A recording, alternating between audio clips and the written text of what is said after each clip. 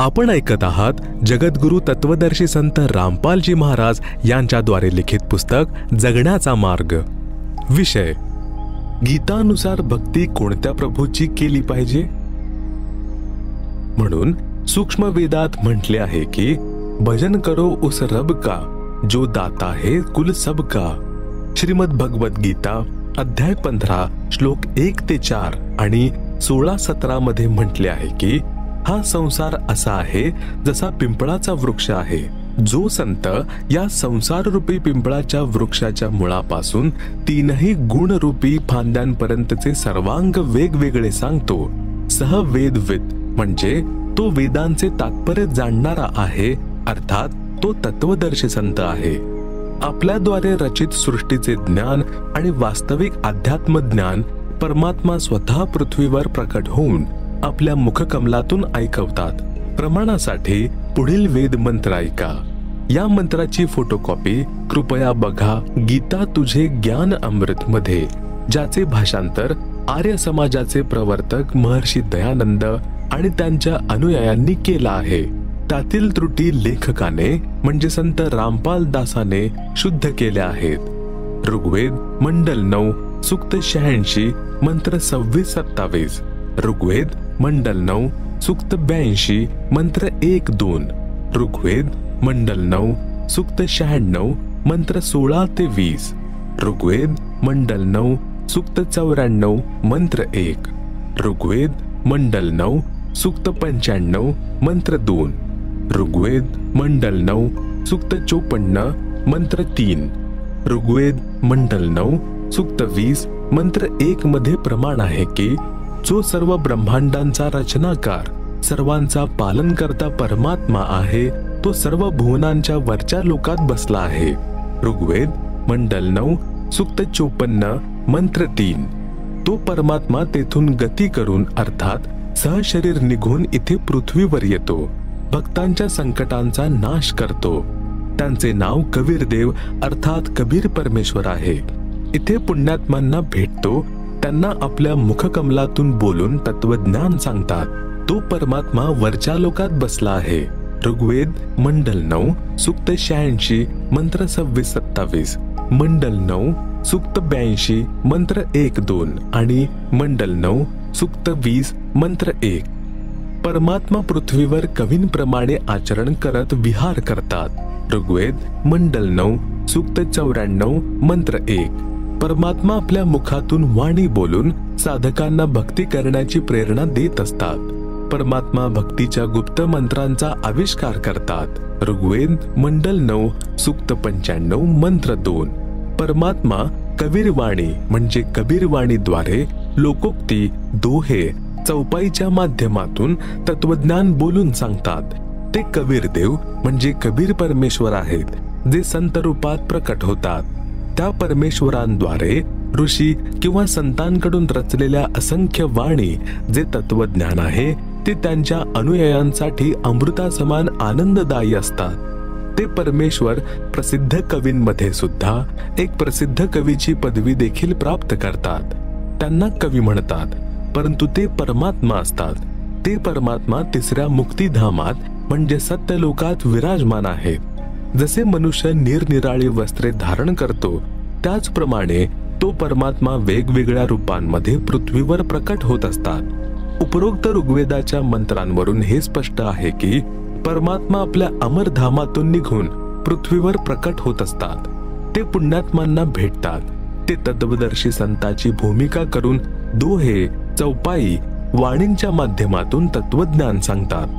त्या परमेश्वरांनी सन 1398 ते 1518 पर्यंत 120 वर्षे पृथ्वीवर भारतवर्षाच्या पवित्र धर्तीवर काशी शहरात विणकराचे म्हणजे धानक रूप धारण करून तत्वज्ञान सांगितले होते।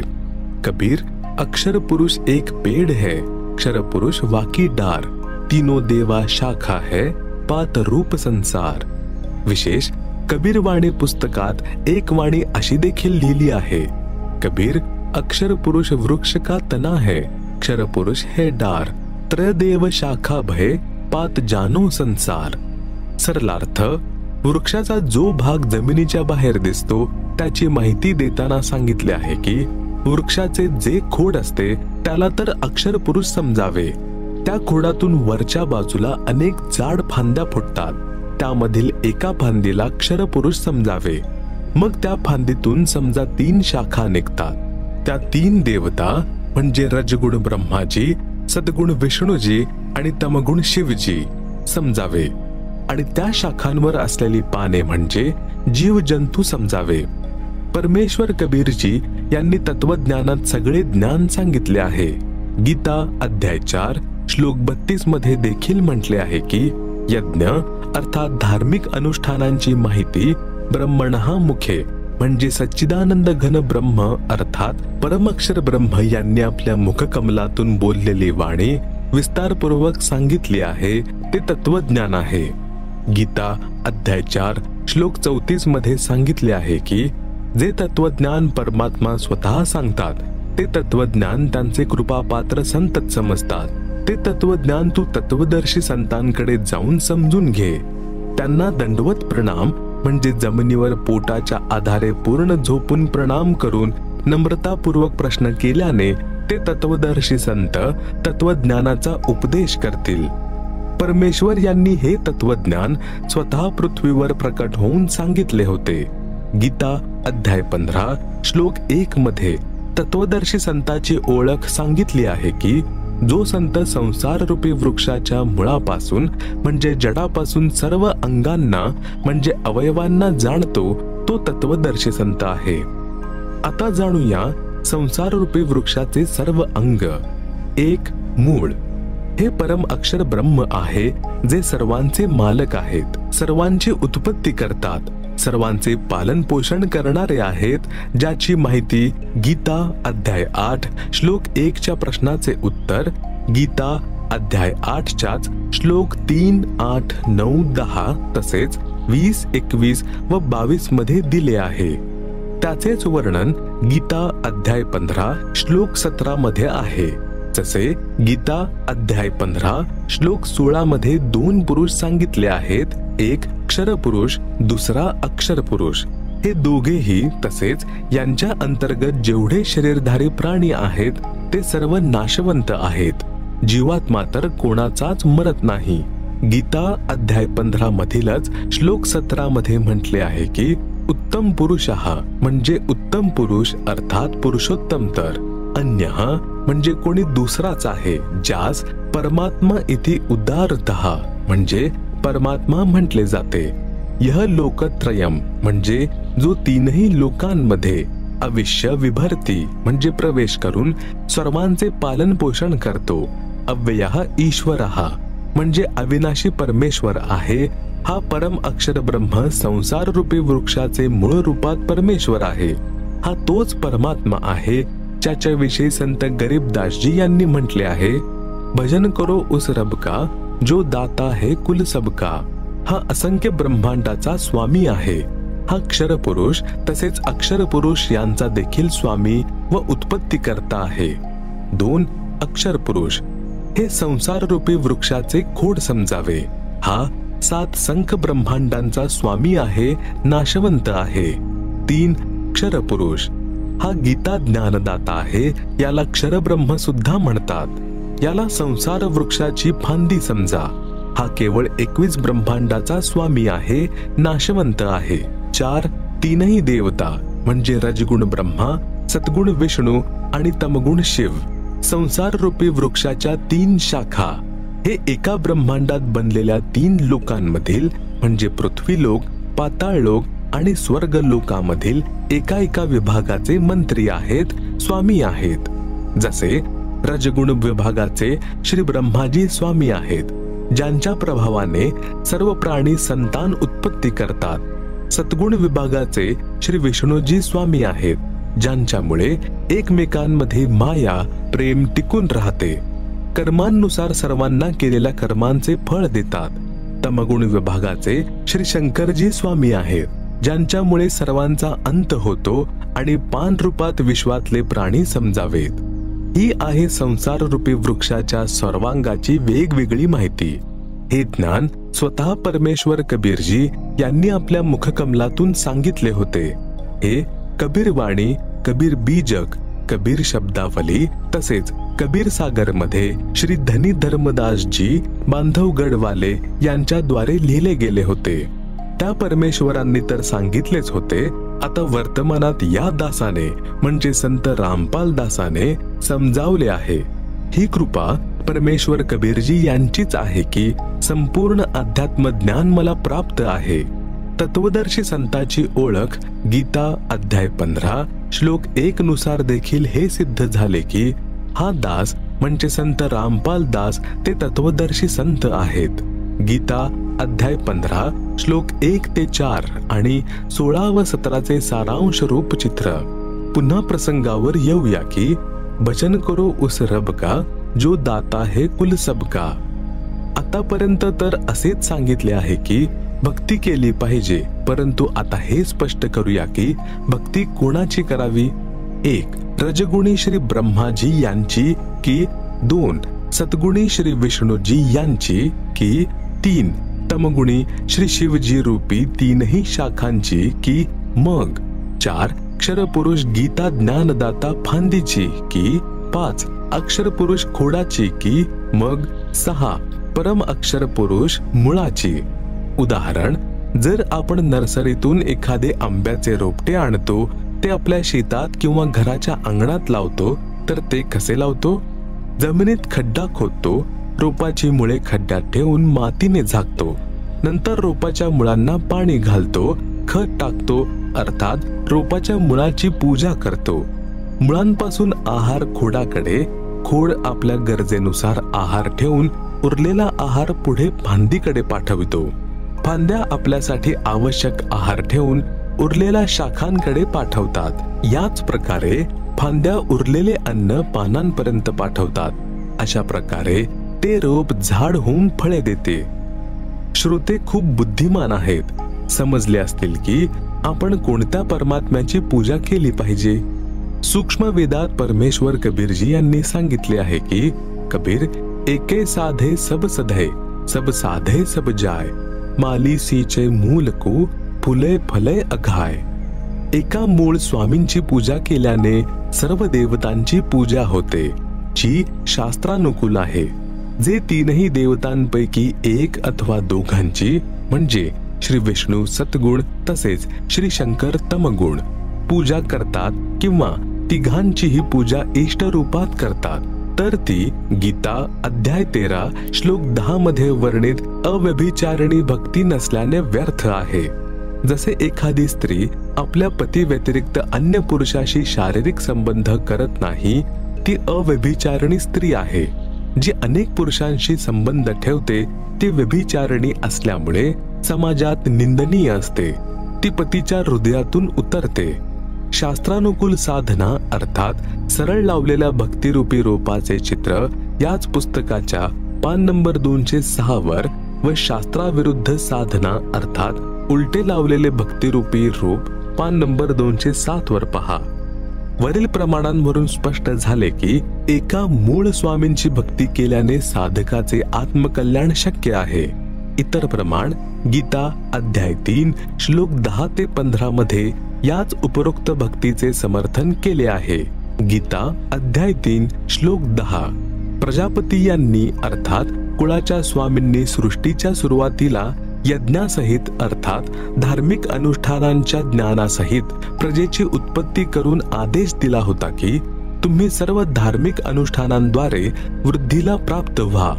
हे यज्ञ अर्थात धार्मिक अनुष्ठान तुम्हा लोकांना इच्छित भोग प्रदान करणारे आहेत। या शास्त्रानुकूल धार्मिक अनुष्ठानाद्वारे देवतांना म्हणजे संसार रूपी रोपाच्या फांद्यांना प्रसन्न करा, अर्थात पूर्ण परमात्मा म्हणजे मूळ मालक यांना इष्ट मानून साधना केल्याने फांद्या आपोआप विकसित होतात, जसे की अगोदर स्पष्ट झालेले आहे। मग ते देवता म्हणजे फांद्या मोठ्या होऊन फळे देतील, तुम्हा लोकांना प्रगत करतील। अर्थात जेव्हा आपण शास्त्रानुकूल साधना करू तेव्हा आपले भक्ती कर्म बनतील। कर्मांचे फळ या तीनही देवता म्हणजे श्री ब्रह्माजी, श्री विष्णूजी आणि श्री शिवजी रूपी फांद्याच देतात। अशा प्रकारे एकमेकांची उन्नती करत तुमचे कल्याण होईल आणि अशा प्रकारे दुसऱ्या परमात्म्यास प्राप्त व्हाल. हे ज्ञान गीता ज्ञानदाता सांगत आहे. गीता अध्याय 3 श्लोक 11. शास्त्रानुकूल केलेले यज्ञ अर्थात अनुष्ठानांद्वारे वाढवलेल्या देवता अर्थात संसार रूपी रोपाच्या फांद्या तुम्हा लोकांना न मागताच इच्छित भोग निश्चितच देत राहतील. जसे रोपाच्या मुळाचे सिंचन केल्याने रोपाचे झाड बनते आणि फांद्या फळांनी बहरतील, मग त्या वृक्षाच्या फांद्या आपोआप दरवर्षी फळे देत राहतील. म्हणजे तुम्ही केलेल्या शास्त्रानुकूल भक्ती कर्माच्या फळांचा जो संचय होतो तोच या देवता तुम्हाला देत राहतील. तुम्ही मागा किंवा नका मागू. जर त्या देवतांद्वारे दिले गेलेले तुमचे कर्म संस्कारांचे धन पुन्हा धर्मात लावले नाही तर तो साधक भक्तीचा चोर आहे. तो भविष्यात पुण्यहीन होऊन नुकसान सहन करतो. गीता अध्याय 3 श्लोक 12. यज्ञातून उरलेले अन्न खाणारे संतजन सर्व पापांमधून मुक्त होतात. भावार्थ आहे की तत्वदर्शी संत सर्वप्रथम परमअक्षर ब्रह्मला भोग लावून मग उरलेले भोजन सर्व भक्तांमध्ये वितरित करतो. ही ओळख आहे सत्य साधनेची की तो संत सर्व भक्ती मंत्र सुद्धा शास्त्रानुकूल देतो. ज्या कारणाने साधक सर्व पापांमधून मुक्त होऊन सतलोकात निघून जातो आणि जे पापी लोक शास्त्र विधीनुसार धार्मिक क्रिया करत नाहीत किंवा धर्म करत नाहीत, केवळ आपल्या शरीर पोषणासाठी अन्न शिजवतात, ते तर पापच खातात. गीता अध्याय 3 श्लोक 13. सर्व प्राणी अन्नापासून उत्पन्न होतात अर्थात अन्न खाल्ल्याने शरीरात संतान उत्पत्तीचा पदार्थ बनतो, ज्यामुळे सर्व प्राण्यांची उत्पत्ती होते. अन्नाची उत्पत्ती पावसाने होते. पाऊस शास्त्रविधीनुसार केलेल्या यज्ञ अर्थात धार्मिक अनुष्ठानामुळे होतो. यज्ञ अर्थात धार्मिक अनुष्ठान शास्त्रांमध्ये वर्णित विधीने केले जातात. कर्म हे ब्रह्म अर्थात क्षरपुरुषापासून उत्पन्न झालेले जाण, कारण की आपण ब्रह्म म्हणजे कालच्या लोकामध्ये आलो आहोत. तर आपल्याला कर्म करूनच सर्व प्राप्त होते. जेव्हा आपण सत्यलोकात होतो तेव्हा कर्म न करता सर्व प्राप्त होत होते. म्हणून म्हटले आहे की कर्म हे ब्रह्म म्हणजे कालपासून उत्पन्न जाण, तसेच ब्रह्म म्हणजे कालची उत्पत्ती अविनाशी परमात्मा पासून झाली, ज्याचे वर्णन गीता अध्याय 15 श्लोक 17 मध्ये आहे. तसेच सृष्टी रचना अध्यायात ऐका. यावरून सिद्ध होत आहे की सर्वगतम ब्रह्म म्हणजे सर्वव्यापी परमअक्षर परमात्मा अर्थात परमअक्षर ब्रह्म सदैवच यज्ञामध्ये अर्थात धार्मिक अनुष्ठानात प्रतिष्ठितम म्हणजे प्रतिष्ठित आहेत. अर्थात सर्व धार्मिक क्रियांमध्ये परमअक्षर ब्रह्म इष्ट रूपामध्ये पूज्य आहेत. गीता अध्याय 3 श्लोक 14-15. परम अक्षर ब्रह्म गीता ज्ञानदात्याहून अन्य आहे. गीता ज्ञानदात्याने स्वतः गीता अध्याय 18 श्लोक 62 मध्ये म्हटले आहे की हे भारत, तू सर्व भावाने त्या परमेश्वर अर्थात परम अक्षर ब्रह्मच्या शरणामध्ये जा. त्या परमेश्वराच्या कृपेनेच तू परम शांतीला तसेच शाश्वत स्थान अर्थात सनातन परम धामास प्राप्त होशील. गीता अध्याय 15 श्लोक 4 मध्ये गीता ज्ञानदात्याने सांगितले आहे की तत्वदर्शी संत भेटल्यानंतर तत्वज्ञान रूपी शास्त्राद्वारे अज्ञानास नष्ट करून परमात्म्याच्या त्या परमपदाचा शोध घेतला पाहिजे, जिथे गेल्यानंतर साधक पुन्हा परतून कधीच संसारात जन्म घेत नाहीत. अर्थात त्यांना सनातन परमधाम प्राप्त होते. जिथे परम शांती आहे, कोणतेच कष्ट नाहीत, तिथे मृत्यू होत नाही, तिथे वृद्धावस्था येत नाही, कोणत्याच पदार्थाचा अभाव नाही. ज्या परमेश्वरापासून संसार रूपी वृक्षाची प्रवृत्ती विस्तारास प्राप्त झाली आहे, त्याच परमेश्वराची भक्ती केली पाहिजे. गीता अध्याय 13 श्लोक 17 मध्ये गीता ज्ञानदात्याने सांगितले आहे की तो परब्रह्म अर्थात माझ्याहून वेगळा प्रभू, दुसऱ्या शब्दात परम अक्षर ब्रह्म, ज्याच्या विषयी गीता अध्याय 8 श्लोक 3 मध्ये सांगितले आहे, ज्योतींची ही ज्योती मायेच्या अतिपलीकडचा म्हटला जातो. बोधरूप म्हणजे जाणण्यायोग्य परमात्मा तत्वज्ञानाने प्राप्त करण्यायोग्य आहे आणि सर्वांच्या हृदयात विशेष रूपाने स्थित आहे. विचार करा, ज्या तत्वज्ञानाने परम अक्षर ब्रह्म प्राप्त होतो त्यास सूक्ष्म वेद सुद्धा म्हणतात. त्याचे ज्ञान गीता ज्ञानदात्याकडे नाही. त्यामुळे गीता ज्ञानदात्याने गीता अध्याय 4 श्लोक 32 व 34 मध्ये सांगितले आहे की यज्ञ म्हणजेच धार्मिक अनुष्ठानांचे विस्तारपूर्वक ज्ञान स्वतः ब्रह्मणः मुखे म्हणजे सच्चिदानंद घन ब्रह्म परमात्मा अर्थात परम अक्षर ब्रह्म आपल्या मुखकमलाने उच्चारून सांगत आहेत. जी सच्चिदानंद घन ब्रह्माची वाणी म्हटली जाते त्यास तत्वज्ञान असे म्हणतात.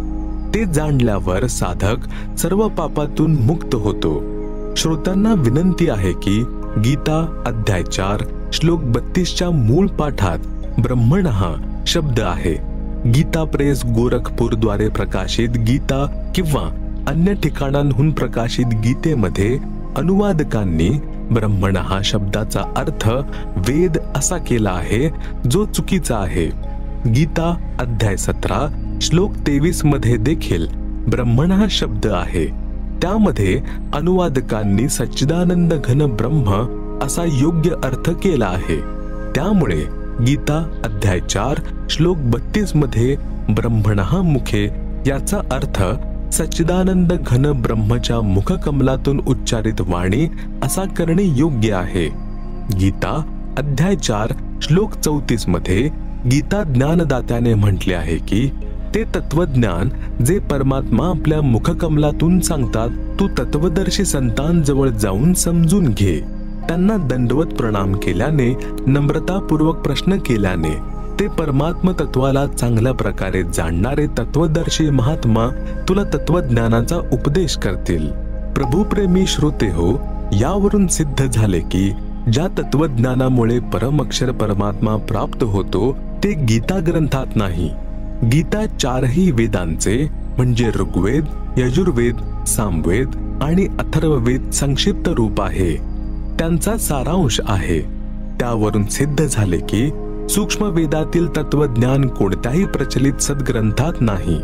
ते ज्ञान माझ्या म्हणजे संत रामपाल दासाकडे आहे, विश्वात कोणाकडेही नाही. प्रश्न: काय रजगुण श्री ब्रह्माजी, सद्गुण श्री विष्णूजी तसेच तमगुण श्री शिवजी सुद्धा इष्ट रूपात पूजनीय नाहीत? हिंदू धर्मात याच देवतांची पूजा केली जाते. हिंदू धर्मगुरु शंकराचार्य आणि इतर यांचीच पूजा इष्ट रूपात मानून करण्यास सांगतात. ते स्वतः सुद्धा करतात. आपली गोष्ट अविश्वसनीय वाटते. काय आपण गीतेतून प्रमाणित करू शकता? उत्तर: हिंदू धर्माच्या धर्मगुरूंना आपल्या सद्ग्रंथाचेच ज्ञान नाही. ज्याप्रमाणे अक्षर ज्ञान देणाऱ्या शिक्षकास आपल्या पाठ्यक्रमातील पुस्तकांच्या उल्लेखांचेच ज्ञान नसेल तर तो शिक्षक विद्यार्थ्यांसाठी हानिकारक ठरतो. तो शिक्षक योग्य नाही. हीच दशा हिंदू धर्माच्या धर्मगुरूंची आहे. प्रमाण: श्रीमद भगवद गीता अध्याय 7 श्लोक 12 ते 15 मध्ये गीता ज्ञानदात्याने म्हटले आहे की तीनही गुणांमुळे जे रजगुण श्री ब्रह्माजीकडून उत्पत्ती, सतगुण श्री विष्णूजींकडून स्थिती आणि तमगुण श्री शिवजींकडून संहार होत आहे त्याचे निमित्त मी आहे, परंतु त्यांच्यात मी आणि माझ्यात ते नाहीत. अगोदर हे प्रमाणित करूयात की रजगुण ब्रह्मा, सतगुण विष्णू आणि तमगुण शिव शंकर आहेत. एक मार्कंडेय पुराणाच्या गीता प्रेस गोरखपूरहून प्रकाशित केवळ हिंदी सचित्र मोठा टाईप पान नंबर 123 वर लिहिले आहे की ब्रह्मा, विष्णू आणि महेश हे ब्रह्मच्या प्रधान शक्ती आहेत. हेच 3 गुण आहेत. याच 3 देवता आहेत. 2 श्री देवी पुराणाच्या श्री खेमचंद्र श्री कृष्णचंद व्यंकटेश्वर प्रेस मुंबईहून प्रकाशित 3ऱ्या स्कंदाच्या अध्याय 5 श्लोक 8 मध्ये म्हटले आहे: यदा दया धर्मना सदा अंबिके कथम अहम विहितः तमोगुणः कमलजः रजगुणः कथम विहितः च श्रीहरिः सद्गुणः. अनुवाद: भगवान शिव आपली माता दुर्गाजी यांना प्रश्न विचारत आहेत की हे माते, जर आपण आमच्यावर दयायुक्त आहात तर मला तमगुणयुक्त का उत्पन्न केले? कमळापासून उत्पन्न ब्रह्माजी यांना रजगुण आणि श्री विष्णूजी यांना सत्गुण का बनवले? यावरून प्रमाणित झाले की 1. रजगुण म्हणा पाहिजे तर ब्रह्माजी म्हणा, 2. सत्वगुण म्हणा पाहिजे तर विष्णूजी म्हणा, 3. तमगुण म्हणा पाहिजे तर शिवजी म्हणा. गीता अध्याय 7 श्लोक 12चा भावार्थ. गीता ज्ञानदाता काल ब्रह्म आहे. प्रमाण गीता अध्याय 11 श्लोक 31-32. अध्याय 11 श्लोक 31 मध्ये अर्जुनाने विचारले की हे महानुभव आपण कोण आहात? श्रीकृष्णजी तर अर्जुनाचे मेहुणे होते. श्रीकृष्णजी यांची बहीण सुभद्रेचा विवाह अर्जुनाशी झाला होता.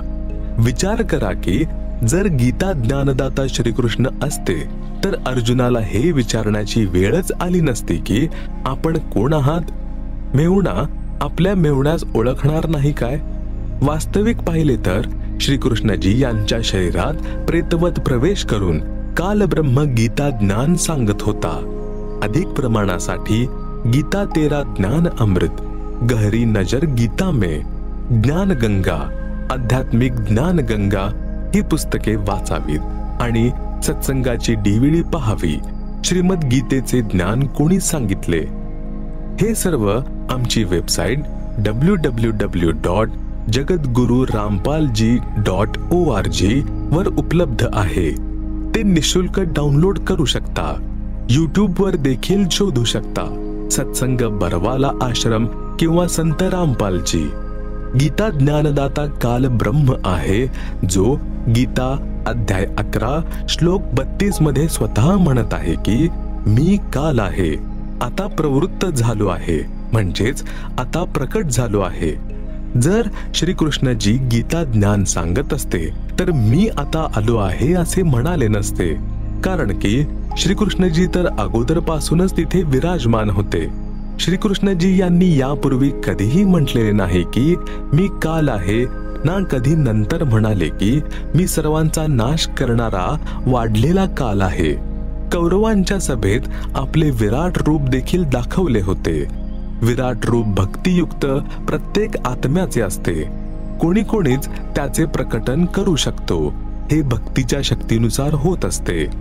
गीता ज्ञानदात्याने गीता अध्याय 11 श्लोक 47 मध्ये म्हटले आहे की अर्जुन, माझे हे विराट रूप तुझ्या व्यतिरिक्त अगोदर कोणीही पाहिलेले नाही. श्रोत्यांना विनंती आहे की श्रीकृष्णजी यांनी तर आपले विराट रूप अगोदर कौरवांच्या सभेत दाखविले होते, जे तिथे उपस्थित शेकडो कौरवांसहित हजारोंनी पाहिले होते.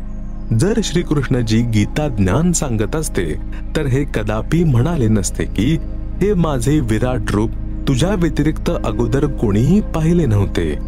यावरून स्पष्ट आहे की गीता ज्ञानदाता काल ब्रह्म आहे, ज्याला गीता अध्याय 15 श्लोक 16 मध्ये क्षरपुरुष म्हटले आहे, ज्याने गीता अध्याय 8 श्लोक 13 मध्ये म्हटले आहे की ओम इति एकाक्षरम ब्रह्म व्याहरन माम अनुस्मरन यह प्रयाति त्यजन देहम यह याति परमाम गतिम. सरलार्थ, गीता ज्ञानदाता म्हणाला आहे की माम ब्रह्म म्हणजे मज ब्रह्मचे, ओम इति एकाक्षरम म्हणजे हे एक ओम अक्षर आहे, व्याहरण म्हणजे उच्चारण करून, अनुस्मरण म्हणजे स्मरण करत करत, यह प्रयाति त्यजन देहम म्हणजे जो साधक शरीर सोडून जातो, सह याती परमाम गतिम म्हणजे तो ओम नामाने होणाऱ्या परमगतीला प्राप्त होतो. हेच आणखी स्पष्ट करतो श्री देवी पुराणाच्या सचित्र मोठा टाईप केवळ हिंदी गीता प्रेस गोरखपूर येथून प्रकाशित 7व्या स्कंदामध्ये पान नंबर 562-563 वर प्रकरण अशा प्रकारे आहे. श्री देवीजी हिमालय राजाला ब्रह्मज्ञानोपदेश देत आहे. म्हणाले की हे राजन, तू ओम नामाचा जप कर, ज्यामुळे ब्रह्माची प्राप्ती होती. हे ओम नाम ब्रह्मचे जप मंत्र आहे आणि सर्व गोष्टींचा पूजांचा त्याग करून केवळ एक ओम नामाचा जप कर. ब्रह्मप्राप्तीचा उद्देश ठेव, तुझे कल्याण होवो. याने ब्रह्मला प्राप्त होशील. तो ब्रह्म दिव्य आकाशरूपी ब्रह्मलोकामध्ये राहतो.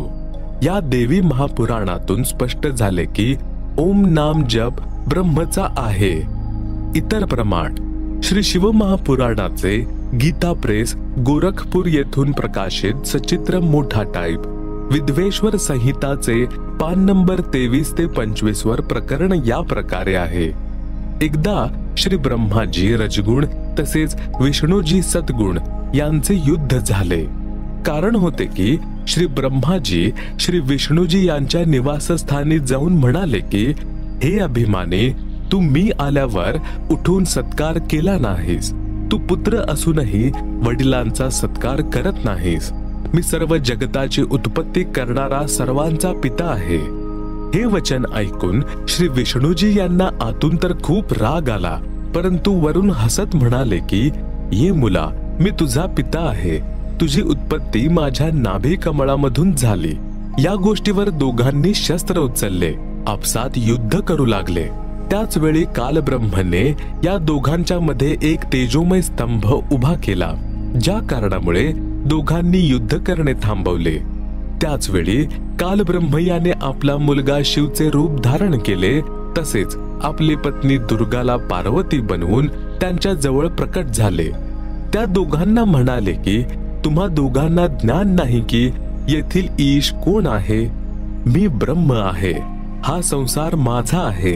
हे विष्णू तसेच ब्रह्मा, तुम्ही दोघांनी तप करून माझ्याकडून एक एक कार्य प्राप्त केले आहे.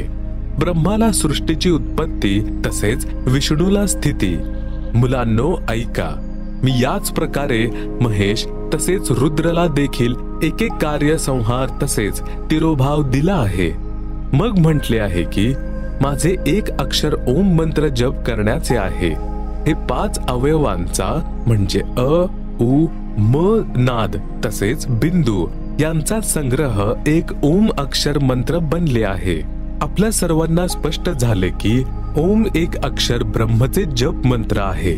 हे पण स्पष्ट झाले की श्री ब्रह्मा, श्री विष्णू तसेच श्री महेश यांच्यापेक्षा काल ब्रह्म वेगळा आहे. ब्रह्माजी, विष्णूजी तसेच शिवजी तीनही काल ब्रह्म याचे पुत्र आहेत. इतर प्रमाण श्री शिव महापुराणामध्ये गीता प्रेस गोरखपूर येथून प्रकाशित सचित्र मोठा टाईप रुद्र संहितेच्या पान नंबर 110 वर लिहिले आहे की रजगुण ब्रह्मा, सद्गुण विष्णू तसेच तमगुण शिव तीनही देवतांमध्ये गुण आहेत. मी यांच्यापेक्षा भिन्न आहे. या सर्व प्राण्यांवरून स्पष्ट झाले की गीता ज्ञानदाता काल ब्रह्म आहे. त्याला शाप लागला आहे की हा दररोज 1 लाख मानव शरीरधारी प्राण्यांना खाईल तसेच दररोज 1.25 लाख उत्पन्न करेल. या कारणाने याने आपल्या तीनही पुत्रांना एक एक गुणाने युक्त बनवून ठेवले आहे. यांच्या शरीरातून निघणाऱ्या गुणांचा सूक्ष्म प्रभाव प्रत्येक प्राण्याला विवश करून कार्य करवून घेतो. जसे स्वयंपाकघरात मिरच्यांची फोडणी दिली जाते, शिंक येते. त्या शिंका कोणी रोखू शकत नाही. स्थूल रूपात मिरची स्वयंपाकघरात असते. तिच्यातून निघालेल्या गुणांनी दूरच्या खोलीत बसलेल्या व्यक्तींना प्रभावित केले. याच प्रकारे तीनही देवता म्हणजे श्री ब्रह्माजी, श्री विष्णूजी तसेच श्री शिवजी आपापल्या लोकात राहतात, परंतु त्यांच्या शरीरातून निघणाऱ्या गुणांचा सूक्ष्म प्रभाव तीनही लोकातील म्हणजे स्वर्गलोक, पाताळलोक, पृथ्वीलोक प्राण्यांना प्रभावित करत असतो. ज्या अन्वये काल ब्रह्मसाठी 1 लाख माणसांचा आहार तयार होत असतो. म्हणून गीता अध्याय 7 श्लोक 12 मध्ये गीता ज्ञानदाता ब्रह्मने म्हटले आहे की तीनही गुणांमुळे जे काही होत आहे त्याचे निमित्त कारण मीच आहे.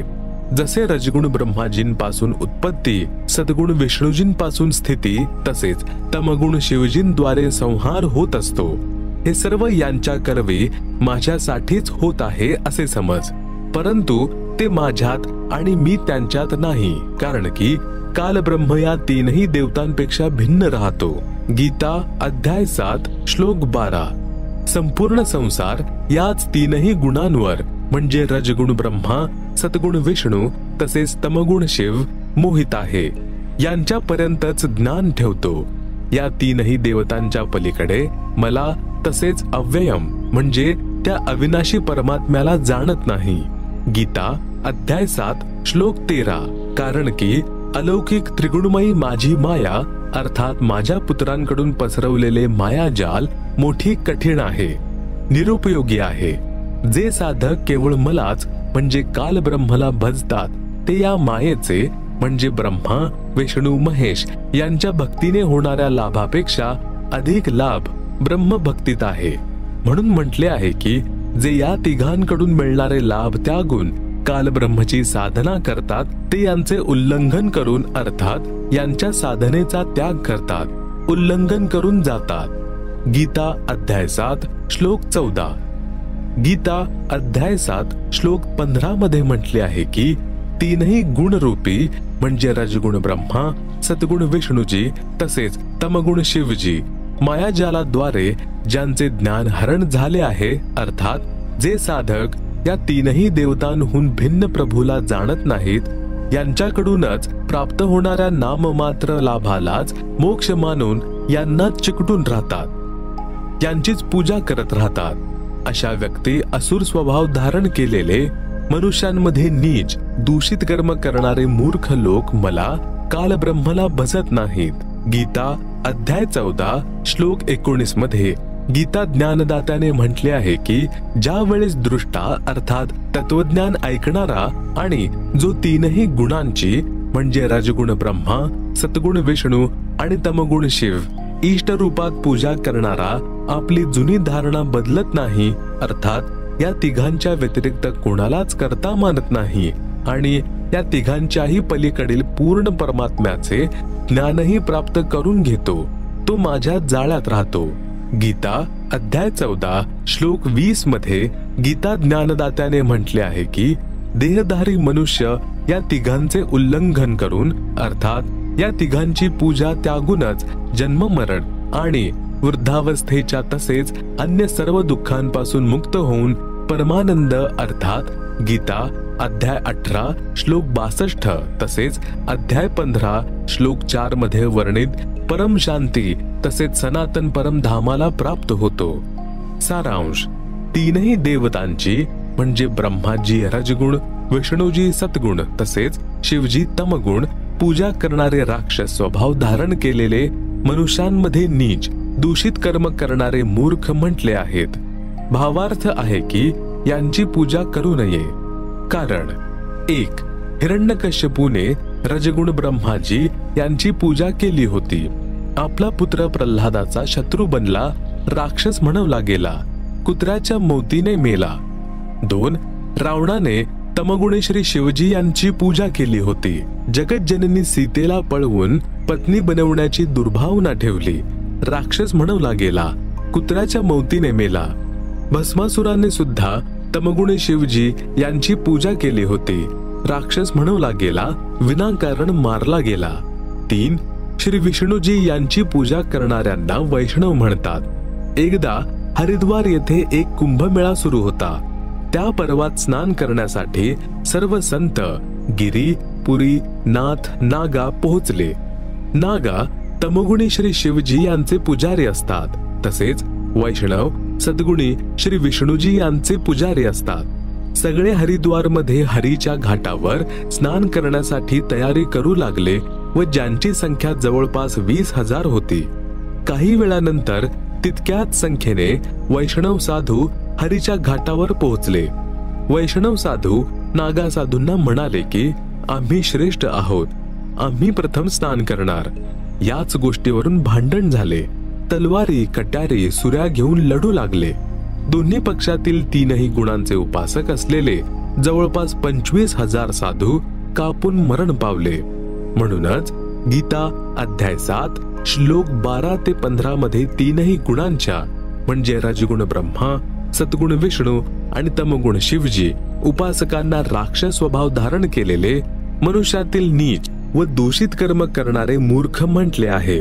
यावरून सिद्ध झाले की रजगुण श्री ब्रह्मा, सद्गुण श्री विष्णू आणि तमगुण श्री शिवजी यांची भक्ती करणारे मूर्ख राक्षस मनुष्यातील नीच व दूषित कर्म करणारे मूर्ख व्यक्ती आहेत. अर्थात यांची पूजा करण्यास श्रीमद भगवद्गीतेत मनाई केली आहे. यांची इष्ट रूपात पूजा करणे व्यर्थ आहे.